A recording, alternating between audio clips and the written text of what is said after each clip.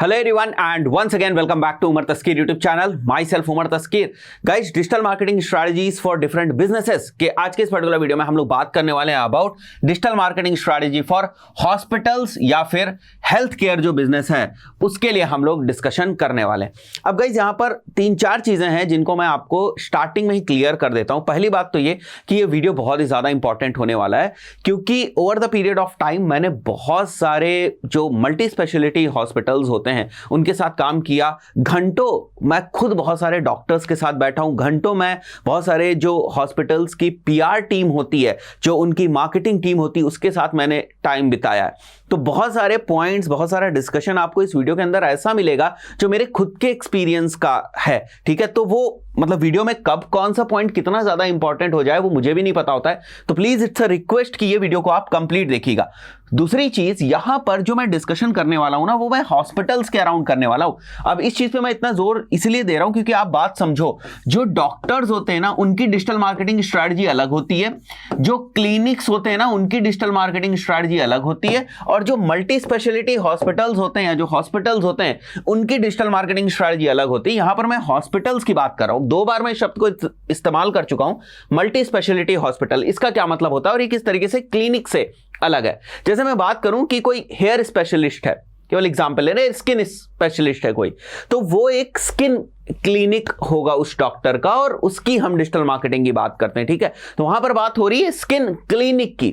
जब हम multi specialty hospital term use करते हैं तो इसका मतलब यह हुआ कि एक हॉस्पिटल है जिसके अंदर बहुत सारी चीजों का ट्रीटमेंट होता है, बहुत सारे स्पेशलिटीज भी हैं, बहुत सारे जनरल जो ट्रीटमेंट्स होते हैं वो भी होते हैं, बहुत सारे डॉक्टर्स हैं, बहुत सारे स्पेशलाइज्ड डॉक्टर्स हैं। तो आप खुद जरा थोड़ा सा सोचने की कोशिश करें कि जब मैं हॉस्पिटल की बात कर रहा हूं ना तो ये करोड़ों का, ठीक है, करोड़ों का इंफ्रास्ट्रक्चर है, ये करोड़ों का इन्वेस्टमेंट है। तो हॉस्पिटल की जब डिजिटल मार्केटिंग की बात होती है ना तो it's not a small budget digital marketing. ये बात पहले ही आपको अपने दिमाग में रख लेनी है कि हॉस्पिटल्स की डिजिटल मार्केटिंग कोई छोटे बजट में होने वाली नहीं है, अनटिल अनलेस कोई बहुत ही छोटा सा हॉस्पिटल ना हो। यहां पर मैं मल्टी स्पेशलिटी हॉस्पिटल की बात कर रहा हूं जो कि जिनका इंफ्रास्ट्रक्चर ही करोड़ों में होता है, जिनकी कितनी बड़ी बड़ी बिल्डिंग्स होती है, आप देखो कितने सारे स्पेशलाइज्ड डॉक्टर्स होते हैं, कितने सारे स्टाफ होता है और कितने सारी चीजों का ट्रीटमेंट वगैरह वहां पर होता है। तो ऐसे हॉस्पिटल्स की डिजिटल मार्केटिंग आप ये मान के चलो कि स्मॉल बजट में नहीं होने वाली। ये चीज आप स्टार्टिंग से ही क्लियर कर लो, क्योंकि अगर आपने ना इसकी स्ट्रैटेजी स्मॉल बजट में बनाने की कोशिश करी ना तो सब कुछ फेल हो जाएगा। मुझे पता है, मैं बहुत एक्सपीरियंस के बाद आपसे बात कह रहा हूं, 200% कॉन्फिडेंस के साथ कह रहा हूं। जैसे मैं आपसे बोलता हूं कि ये लो 5 लाख रुपए ले लो और मर्सिडीज ले आओ, आप कहते हो नहीं आएगी, मैं कहूंगा अरे एडजस्ट तो करो ना, एक बार लेकर आ जाओ ना मर्सिडीज, देखो कहीं ना कहीं तो हो जाए। तो वो क्या होगा, वो प्रॉब्लम क्रिएट करेगा, है ना। सेम चीज यहां पर भी है। अगर आपने जितना बजट चाहिए इस हॉस्पिटल को उतना बजट प्रॉपर चैनल्स में नहीं डिवाइड किया, जो डिजिटल मार्केटिंग के चैनल्स हैं, तो ये पूरी की पूरी स्ट्रैटेजी जो है वो आपकी फेल हो जाएगी और जो आप पैसा लगाओगे भी वो भी वेस्ट हो जाएगा। इस पॉइंट को मैं इसलिए कह रहा हूं कि एक और बहुत इंपॉर्टेंट चीज हॉस्पिटल से जुड़ी हुई होती है, वो ये होती है उस हॉस्पिटल की रेपुटेशन। ठीक है, तो जब आप डिजिटल मार्केटिंग स्ट्रैटेजी बनाते हो ना, हर पॉइंट पे आपको इस चीज को क्रॉस चेक करना होता है कि कहीं हम अपनी जो हमारी रेपुटेशन है उससे कहीं कॉम्प्रोमाइज तो नहीं कर रहे हैं, क्योंकि हॉस्पिटल एक टाइम के बाद ना रेपुटेशन पे चलते हैं। जैसे मैं अगर किसी हॉस्पिटल गया, मैंने कोई XYZ ट्रीटमेंट जो है कराया और मैं अगर वहां पर सेटिस्फाइड हूं, तब जाकर मैं दूसरे लोगों को भी बोलूंगा कि नहीं भाई वो हॉस्पिटल अच्छा है, आप वहां पर जाकर जो है ट्रीटमेंट ले सकते हैं। तो आज के टाइम में कोई बंदा अगर हॉस्पिटल जाता है ना तो हॉस्पिटल की बिल्डिंग देख के नहीं जाता है कि देखो ये हॉस्पिटल बहुत ही जो है अच्छा लग रहा है, ठीक है, हॉस्पिटल की बिल्डिंग बहुत अच्छी है, यहाँ पर डॉक्टर्स बहुत अच्छे हैं। वो पहले ना बहुत रिसर्च कर लेता है उसकी, कि उसके रिव्यूज क्या है, लोगों का क्या कहना है, रिश्तेदारों का क्या कहना है, दोस्तों का क्या कहना है उस हॉस्पिटल के बारे में, और क्या किसी ने पहले कोई ट्रीटमेंट कराया है। तो यहाँ पर ये जो रिव्यूज, टेस्टिमोनियल्स का कॉन्सेप्ट है, ये भी बहुत ज्यादा इंपॉर्टेंट हो जाता है। और इन सारी चीजों को करने में, इस इकोसिस्टम को बिल्ड करने में भाई साहब इस चीज का रोल होता है, यहां पर बजट का रोल है। तो 2-3 चीजें आप क्लियर कर लें कि जो मैं बात करने वाला हूं वो मल्टी स्पेशलिटी हॉस्पिटल के अराउंड बात करने वाला हूं। स्पेशल जो क्लिनिक होते हैं अलग अलग चीजों से रिलेटेड, मैंने एग्जांपल आपको बताया कि स्किन क्लिनिक हो सकता है, तो उसकी स्ट्रैटेजी कैसे बनेगी वो एक अलग चीज है, बहुत अलग चीज है। मतलब अगर मैं मल्टी स्पेशलिटी हॉस्पिटल की डिजिटल मार्केटिंग स्ट्रैटेजी की बात करूं और जो क्लिनिक होता है उसकी डिजिटल मार्केटिंग स्ट्रैटेजी की बात करूं तो बहुत ही बड़ा डिफरेंस होता है। यहां पर इंडिविजुअल डॉक्टर का जो रोल है ना वो काफी निग्लिजिबल के बराबर होता है। मतलब यहां डॉक्टर इज नॉट हीरो, यहां हॉस्पिटल इज हीरो। यहां पर क्लिनिक में आप देखोगे कि क्लिनिक का नाम जो है ना वो फेमस होता है डॉक्टर के नाम से। तो यहां पर जो स्ट्रैटेजी है वो काफी चेंज हो जाती है और काफी ठीक ठाक, मतलब मिनिमम बजट में भी आप यहां पर काम कर सकते हैं, बट मल्टी स्पेशलिटी हॉस्पिटल में आप छोटे बजट के साथ काम नहीं कर सकते। तो आई होप ये इनिशियल जो 3-4 पॉइंट है ये आपको क्लियर हो गए होंगे। अब मुद्दे पे आते हैं। It requires combination of heavy inbound and outbound approach. इसका क्या मतलब है, क्यों लिखा मैंने कि मल्टी स्पेशलिटी हॉस्पिटल में डिजिटल मार्केटिंग के केस में आपको आउटबाउंड अप्रोच भी अपनानी पड़ेगी। मतलब आपको प्रमोट करना पड़ेगा अपने हॉस्पिटल को, आपको इसकी पीआर करनी पड़ेगी, आपको इसकी ब्रांडिंग करनी पड़ेगी, आपको इसका अवेयरनेस करना पड़ेगा। तो जहां पर मैं आउटबाउंड की बात कर रहा हूं, मतलब आपको अपने हॉस्पिटल को लोगों के सामने लेकर जाना है, ठीक, थ्रू डिजिटल मीडियम। तो that is basically building awareness of your hospital. इससे इमीडिएट रिजल्ट नहीं आएगा, लेकिन लॉन्ग टर्म में इससे आपको रिजल्ट मिलेगा। पैरेलली यही चीज आपके ओआरएम को भी मैनेज करती जाएगी धीरे धीरे, ठीक है, उसमें भी हम लोग अभी आएंगे। इनबाउंड का मुद्दा समझने की कोशिश करते हैं कि मैं यहां पर बहुत ज्यादा फोर्स क्यों कर रहा हूं कि आपको हैवी इनबाउंड स्ट्रैटेजी चाहिए और यहां पर आपका अच्छा खासा जो बजट है वो कंज्यूम होता है। देखो आज के टाइम में ना लोग एजुकेटेड हैं, लोगों के पास इंफॉर्मेशन है, ठीक है।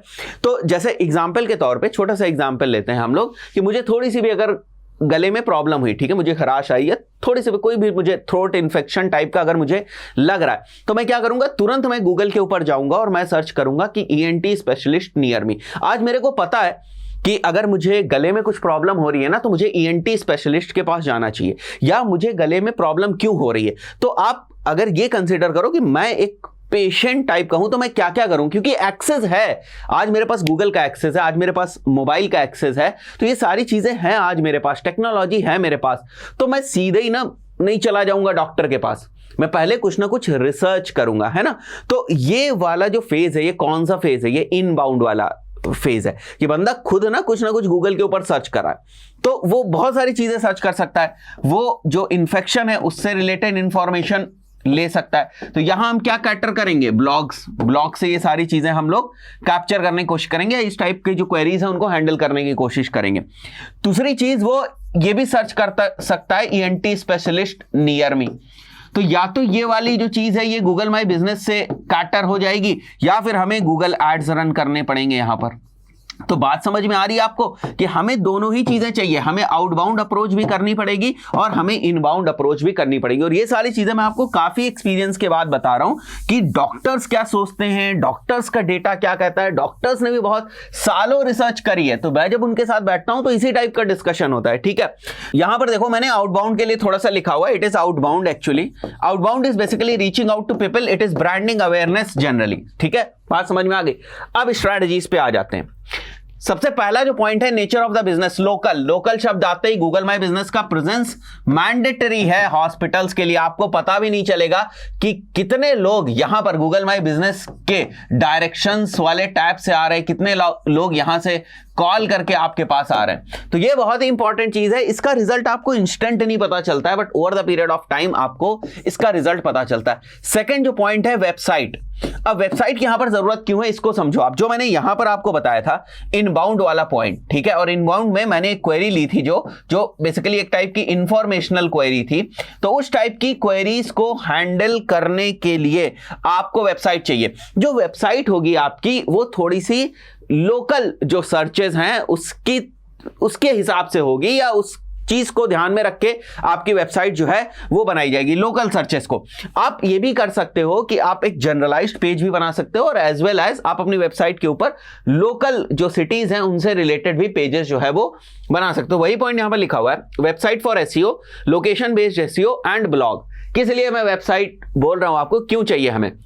There are different medical problems for which people are actually searching for। छोटा सा मैंने ENT का जो एग्जाम्पल आपको बताया था। तो ये टाइम टेकिंग प्रोसेस है, ये टाइम टेकिंग प्रोसेस है, और ये प्रोसेस ना काफी रिसोर्सेज आपकी कंज्यूम करने वाली। यहां आपको बहुत सारे आर्टिकल्स जो हैं वो लिखने पड़ेंगे। यहां पर ऐसा नहीं कि एक दो आर्टिकल्स लिख के आपका काम चल जाएगा, हजारों थाउजेंड्स ऑफ आर्टिकल्स आपको लिखने पड़ेंगे अगर आप इस निश को डोमिनेट करना चाहते हो तो। इसीलिए मैंने स्टार्टिंग में ही आपको बताया था कि यहां पर आपको थोड़ा सा ज्यादा बजट स्पेंड करना पड़ेगा। मतलब बजट स्पेंड केवल मैं पेड एड्स की बात नहीं कर रहा हूं, मैं पूरे एक इकोसिस्टम की बात कर रहा हूं, जो डिजिटल इकोसिस्टम हम लोग बिल्ड करने वाले हैं हॉस्पिटल्स के लिए, उसकी मैं बात कर रहा हूं। तो यहां आप सोचो कि रोज एक ब्लॉग से काम चल जाएगा तो नहीं, ठीक है। कितने ब्लॉग हो पाएंगे? 365 ब्लॉग्स ही हो पाएंगे केवल। और आपको पता है कि जो हेल्थ प्रॉब्लम्स होती है ना, उससे रिलेटेड कितनी सारी सर्चेस होती हैं, कितनी सारी इंफॉर्मेशनल सर्चेस होती हैं। ये तो informational searches top of the funnel की मैंने बात कर दी, ठीक है। Bottom of the funnel searches भी बहुत होती हैं, जैसे ENT स्पेशलिस्ट इन दिल्ली, इस टाइप की सर्चेस भी बहुत होती है। तो इस टाइप से भी आपको पेजेस बनाने पड़ेंगे, ठीक है। और इसके अराउंड जो है वो आपको कंटेंट लिखना पड़ेगा जो ब्लॉग के ऊपर जाएगा। मतलब जो है ENT स्पेशलिस्ट में जो भी प्रॉब्लम्स आती हैं, जो भी पेशेंट्स को प्रॉब्लम, जैसे मैंने थ्रोट की एक प्रॉब्लम बताई, नोज से रिलेटेड किसी को कुछ प्रॉब्लम है, तो उससे रिलेटेड आपको बहुत सारा कंटेंट, बहुत सारे ब्लॉग्स जो है वो लिखने पड़ेंगे, तभी आप इस चीज को यूटिलाइज कर पाएंगे। ये एक चीज हो गई। उसके बाद जैसे मैंने यहां पर ये अलग से भी लिख रखा है आप लोगों के लिए कि blogs are important for top of the funnel approach. उसके बाद जो फोर्थ पॉइंट है वो आप यहां पर देख सकते हो, target group is difficult to find in Facebook ads for general hospitals.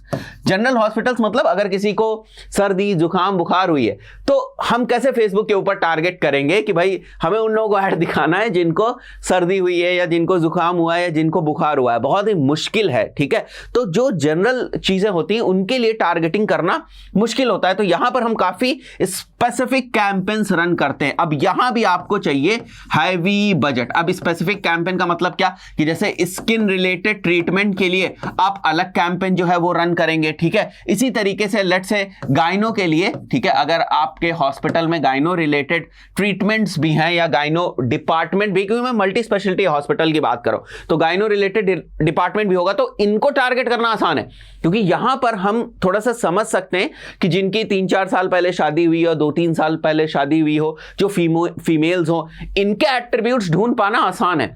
But in general जो एट्रीब्यूट्स ढूंढ पाना कि भाई कोई बीमार होगा, उसके एट्रीब्यूट्स ढूंढ पाना, उसकी कैरेक्टरिस्टिक्स ढूंढ पाना, उसके बिहेवियर को जज कर पाना कि वो फेसबुक के ऊपर क्या कर रहा होगा, काफी मुश्किल है। तो मैंने क्या बताया कि यहां पर आपको different campaigns for different departments of your hospital आपको रन करने पड़ेंगे। तो यहां पर क्या बजट नहीं स्पेंड होगा? बिल्कुल बजट स्पेंड होगा। और ये भी जो अप्रोच है ना, ये top of the funnel he approach है एक बार के लिए। उसके बाद आप यहां से डेटा एनालाइज करोगे किन लोगों ने जो है हमारी वेबसाइट के ऊपर विजिट किया है और वो सारी चीजें, और उसके बाद आप रीमार्केटिंग वगैरह से फिर से उनको एड्स दिखाओगे। तो इन सब चीजों में ना पैसा लगेगा। उसके बाद for Google ads capture specific queries like dermatologist in Delhi, जैसे मैंने फेसबुक ऐड के लिए बताया वैसे ही मैं यहां पर बता, क्योंकि इंफॉर्मेशन अवेलेबल है। पॉइंट इज दिस, आज कोई नहीं सर्च करता है हॉस्पिटल्स इन दिल्ली, ठीक है। ऐसे मतलब हो सकता है कुछ 1-2 लोग सर्च करो, बट उतना एग्रेसिवली नहीं सर्च होता है हॉस्पिटल्स इन दिल्ली। बट ये बहुत सारी चीजें सर्च होती है, dermatologist in Delhi, dermatologist near me, gynaecologist, dentist, general surgeon, cardiologist, ठीक है, जनरल फिजिशियन नियर मी या general physician in Delhi, general physician in Mumbai, ठीक है। तो इस टाइप की बहुत सारी क्वेरीज होती हैं। तो इस टाइप की क्वेरीज के लिए भी आपको डिफरेंट क्या करने पड़ेंगे, कैंपेन्स जो हैं वो क्रिएट करने पड़ेंगे, मल्टीपल कैंपेन्स आपको। तो यहां भी आपको अच्छा खासा जो बजट है वो स्पेंड करना पड़ेगा। तो अभी आप देख रहे हो कि नॉर्मल फेसबुक एड्स भी नहीं, यहां भी बहुत बजट चाहिए हमें। नॉर्मल तरीके से एसईओ भी नहीं होने वाला है, बहुत सारे पेजेस होने वाले हैं, बहुत सारे ब्लॉग्स होने वाले, क्योंकि ये हार्ट है, ये हार्ट है। ब्लॉग जो है ना वो हेल्थ केयर इंडस्ट्री का हार्ट है। इस बात को आप समझो ना, कोई भी बंदा रिसर्च फेज में जाए बिना, ठीक है, वो ट्रीटमेंट लेने नहीं जाता है। इस बात को आप समझ लो, मैंने काफी रिसर्च करी हुई है, उसके बाद में बात आपको बता। कोई भी नहीं रात को उठेगा और ये नहीं सोचेगा कि भाई ठीक है मुझे ENT स्पेशलिस्ट के पास जाना है, मुझे आई स्पेशलिस्ट के पास जाना, नहीं। वो पहले देखेगा कि भाई मेरे अंदर प्रॉब्लम क्या आ रही है, उसके अराउंड पढ़ेगा, रिसर्च करेगा। क्यों करेगा? क्योंकि आज इंफॉर्मेशन अवेलेबल है, आज रिसोर्सेज अवेलेबल है, आज ब्लॉग्स अवेलेबल है, आज हमारे हाथों में मोबाइल है, इसलिए वो जाएगा बंदा। तो वो जब इस फेज में होगा ना, इस फेज में ही आपको उसे कैटर करना है, कैप्चर करना है। तो यहां आपको बहुत ज्यादा एफर्ट्स लगाने पड़ेंगे, ठीक है। और साथ ही साथ जैसे मैंने आपको बताया कि ये सब करते वक्त आपको इस चीज का बहुत ध्यान रखना पड़ता है कि कहीं किसी भी तरीके से मेरी ब्रांड के ऊपर या हमारे हॉस्पिटल के ऊपर कोई क्वेश्चन मार्क तो नहीं है, कोई रेपुटेशन तो हमारे हॉस्पिटल की किसी भी तरीके से नहीं बिगड़ रही है। क्योंकि अगर वो चीज गड़बड़ हो गई ना तो पूरी की पूरी डिजिटल मार्केटिंग फेल हो जाएगी। 2, 4, 5, 10 निगेटिव रिव्यूज भी काफी होते हैं किसी को आपके हॉस्पिटल से डिस्ट्रैक्ट करने के लिए। ये बहुत इंपॉर्टेंट चीज है, ठीक है। तो पैरेलली ना ORM का बहुत इंपॉर्टेंट सेक्शन इसके साथ जुड़ जाता है, जिसके लिए आपको बहुत ज्यादा रिसोर्सेज जो हैं वो अप्लाई करनी पड़ेंगे। उसके बाद यहां पर जैसे मैंने गूगल एड्स के लिए आपको बता दिया, ठीक है, कि गूगल एड्स में आप इस टाइप की जो क्वेरीज हैं उनको आप फिगर आउट करें। और पहले तो आप ये समझे कि इस टाइप के ट्रीटमेंट्स आप अपने हॉस्पिटल में करते हैं या नहीं करते हैं, या आपका क्लाइंट है। अगर मैं उन लोगों के लिए बता रहा हूं जो मतलब डिजिटल मार्केटर्स हैं और जिनको हॉस्पिटल्स की डिजिटल मार्केटिंग स्ट्रेटजी बनानी है, उनके लिए बात करूं तो यहां पर बजट प्लानिंग आप कर लीजिएगा ठीक तरीके से। बट उसको करने के लिए भी आपको समझना पड़ेगा कि हमारे यहाँ कौन कौन सी सर्विसेज हैं। और डर्मेटोलॉजिस्ट का जो कॉस्ट पर क्लिक है, मान लिया यही कीवर्ड है डर्मेटोलॉजिस्ट इन दिल्ली, तो इसका जो सीपीसी है वो कितना है। लेट से हमने देखा कि जो एवरेज सीपीसी है एग्जांपल के तौर पे वो 50 है। तो मैं तो ये जरूर कहूंगा ना आपसे कि एक बार 30-40 क्लिक्स तो पर डे टारगेट करो ना, तो 1500 तो यहां पर लग जाएंगे आपके। तो एक आइडिया आपको लगता जा रहा है ना कि यहां पर कितना अमाउंट लगेगा हमारा। तो इस टाइप से आप बजट प्लानिंग फिर फ्यूचर में कर सकते हैं कि गूगल एड्स पे हमें कितना पैसा खर्च करना पड़ेगा या फेसबुक एड्स पे हमें कितना पैसा खर्च करना पड़ेगा। Create content that is educational, चाहे वो इंस्टाग्राम के ऊपर आप डाल रहे हो, चाहे आप वो यूट्यूब वीडियोस के थ्रू डाल रहे हो, बट आपको ऐसा कंटेंट क्रिएट करना पड़ेगा जो एजुकेशनल हो। तो उसके लिए भी आप सेपरेट जो है स्ट्रैटेजी बना सकते हैं। अब यूट्यूब में बार बार इसलिए कहता हूं क्योंकि यूट्यूब के साथ जो एडवांटेज है वो ये होता है कि यूट्यूब की ऑडियंस को आप रीमार्केट कर सकते हो, बिल्कुल वैसे ही जैसे आपकी वेबसाइट की ऑडियंस होती है।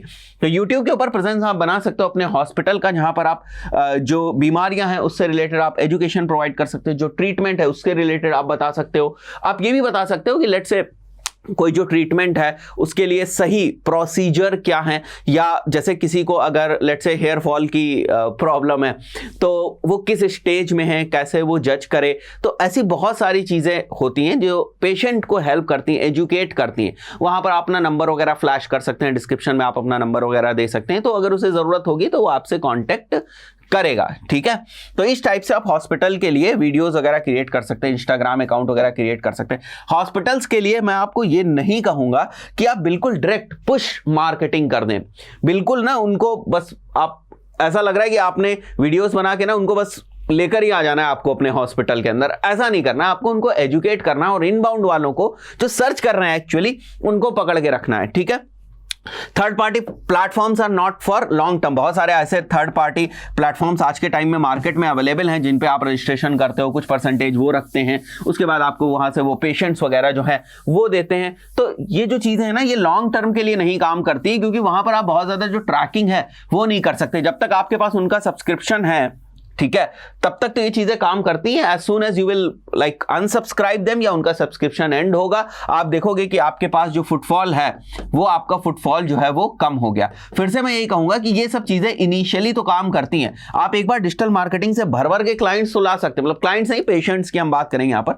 पेशेंट्स तो आपके हॉस्पिटल को जान सकते हैं, वो आ सकते हैं, but at the end of the day hospital के अंदर क्या हो रहा है वो काफी मायने रखता है कि आप उनका ट्रीटमेंट किस तरीके से कर रहे हो, कितने सेटिस्फाइड हैं, वो भी बहुत ज्यादा इंपॉर्टेंट फैक्टर है। फाइन।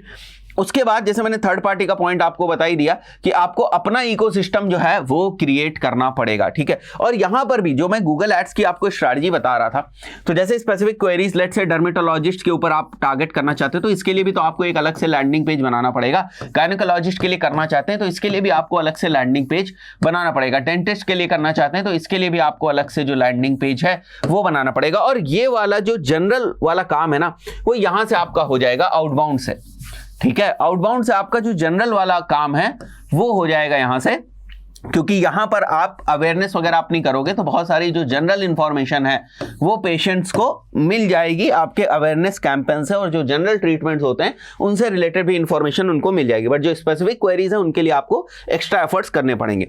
आपको एक अपॉइंटमेंट बुकिंग सिस्टम जो है ना वो डेवलप करना पड़ेगा। अब चाहे ये CRM के थ्रू हो, चाहे वो आप अपना CRM बनाएं, कुछ भी करें, बट अपॉइंटमेंट बुकिंग सिस्टम आपका काफी स्ट्रांग होना चाहिए। क्योंकि अगर आप इतनी सारी चीजें कर रहे हैं तो अपॉइंटमेंट कैसे करेगा पेशेंट, और उस अपॉइंटमेंट के बाद जो उसके फॉलोअप वगैरह होते हैं या उसके हॉस्पिटल आने तक जो पूरी आपकी फनल है ना वो काफी स्ट्रांग होनी चाहिए। तो इस पे आपको बहुत ज्यादा फोकस करना पड़ेगा।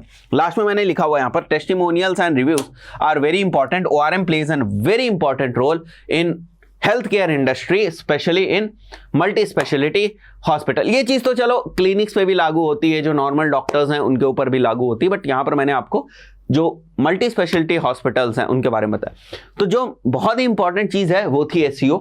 इसकी क्या स्ट्रैटेजी रहेगी? फेसबुक एड में स्पेसिफिक कैटेगरी आप पकड़ो, उनकी टारगेटिंग अवेलेबल है फेसबुक एड्स में इनिशियली अगर कोल्ड ऑडियंस को टारगेट कर रहे हो, और गूगल एड्स में भी स्पेसिफिकली आप कैंपेन्स बनाओगे। हॉस्पिटल नियर मी के अराउंड भी आप कैंपेन बना सकते हो, बट आप खुद ही देखोगे कि उसके अराउंड आपको उतनी ज्यादा सर्चेज या क्लिक्स देखने को मिलेंगी नहीं, ठीक है, या वहां पर आपको बहुत ज्यादा कस्टमर्स देखने को नहीं मिलेंगे, पेशेंट्स देखने को नहीं मिलेंगे। दूसरी इंपॉर्टेंट चीज, जब आप हेल्थ से रिलेटेड एड्स रन करते हैं तो गूगल एड्स के अंदर आप देखोगे आपको बहुत सारी जगहों पर सर्टिफिकेट्स वगैरह अपलोड करने पड़ेंगे। वो चीजें इतनी प्रॉब्लम नहीं करेंगी आपको। जब आप गूगल सपोर्ट से बात करोगे तो वो आपको बता देंगे कि किस टाइप के सर्टिफिकेट्स की आपको जरूरत है और किस तरीके से वो सर्टिफिकेट आप गूगल एड्स के सिस्टम में अपलोड करोगे। तो वो फिर आप जो भी अथॉरिटी है हॉस्पिटल के उनसे आप बात करेंगे तो वो सर्टिफिकेट्स आपको अवेलेबल हो जाएंगे। हो सकता है कुछ आपके गूगल एड्स के अंदर जो एड्स हैं वो ब्लॉक हो, तो वो भी आपको सपोर्ट वहां पर हेल्प कर देंगे। दे विल टेल यू, जो गूगल का अपना सपोर्ट है वो आपको बता देगा कि भाई ये चीज अगर आप पेज से हटा दे, ये वर्ड हटा दे पेज से, क्योंकि आप जब शुरुआत करोगे ना तो आपको नहीं पता होगा कि कौन सी चीज जो है ना वो अगेंस्ट पॉलिसी जा सकती है। तो वहां पर आपको जो गूगल एड्स का सपोर्ट सिस्टम है वो आपकी हेल्प कर देगा और आपको बता देगा कि भाई ये वाली जो चीज़ है ना, अगर ये इमेज आप यहाँ से हटा दें तो आपका जो ऐड है वो अप्रूव हो जाएगा। तो उसमें थोड़ा सा पेशेंस रखने की ज़रूरत है। इसीलिए मैं कह रहा हूँ ये वर्क थोड़ा सा जो है महंगा भी पड़ता है, मतलब बजट के हिसाब से अगर आप बेहतर तरीके से करना चाहते हैं, टाइम टेकिंग भी होता है और काफ़ी सीरियसनेस से आपको ये काम जो है ना वो करना पड़ेगा, ठीक है। तो जो एड्स डिसअप्रूव होने वाली बात थी मेडिकल से रिलेटेड, हेल्थ केयर से रिलेटेड, वो मैंने आपको बता दिया। उसमें आप जो है जब गूगल सपोर्ट से बात करेंगे तो वो आपकी हेल्प कर देंगे। कई बार हमारे साथ ऐसा हुआ कि कुछ ट्रीटमेंट्स ऐसे थे जिनको हमें भी नहीं पता था कि ये ट्रीटमेंट्स हो सकता है गूगल ना अलाउ करे, तो उन्होंने मुझे बताया कि भाई ये सेक्शन अगर आप यहाँ से हटा देते हैं, ये पेज हटा देते हैं, ये सर्टिफिकेट अगर आप अपलोड कर देते हैं तो ये सारी चीज़ें हो जाएंगी। तो जनरली अगर मल्टी स्पेशलिटी हॉस्पिटल होता है तो सर्टिफिकेट्स की या जो अथॉरिटी डॉक्यूमेंट्स होते हैं उनकी कोई कमी नहीं होती, उसकी प्रॉब्लम नहीं होगी। तो वो सारी चीज़ें जो है वो आप अगर अपलोड कर देंगे गूगल एड्स पे तो वो आपकी प्रॉब्लम सॉल्व हो जाएगी। मैंने आपको पहले इसलिए आगाह कर दिया क्योंकि हो सकता है आप इस प्रॉब्लम में आए तो इस तरीके से ये सॉल्व हो जाएगी। मैं एक्चुअली बता नहीं सकता यहाँ पर क्योंकि कौन सी पॉलिसी वायलेट हो रही है और वो कैसे रिमूव होगी ये बात मैं स्पेसिफिकली यहाँ पर नहीं बता सकता, इसलिए मैंने आपको इस चीज़ को इन जनरल बता दिया। इंपॉर्टेंट चीज़ है, बहुत इंपॉर्टेंट चीज़ है। बहुत सारे लोग हॉस्पिटल्स की जो डिजिटल मार्केटिंग स्ट्रैटेजी बनाते हैं उसके ऊपर ध्यान नहीं देते हैं, बट ये कुछ बहुत ही इंपॉर्टेंट बुलेट पॉइंट्स हैं जिनको अगर आप कंसिडर करेंगे तो आप बेहतर तरीके से किसी भी हॉस्पिटल को प्रमोट कर सकते हैं। Content is king over here. यहां पर आपको बहुत ज्यादा कंटेंट क्रिएशन की तरफ ध्यान देना पड़ेगा और कंटेंट क्रिएशन की हेल्प से आप इसको प्रमोट कर सकते हैं। इस पर्टिकुलर वीडियो में इतना ही, मिलते हैं नेक्स्ट वीडियो में। Till then good bye.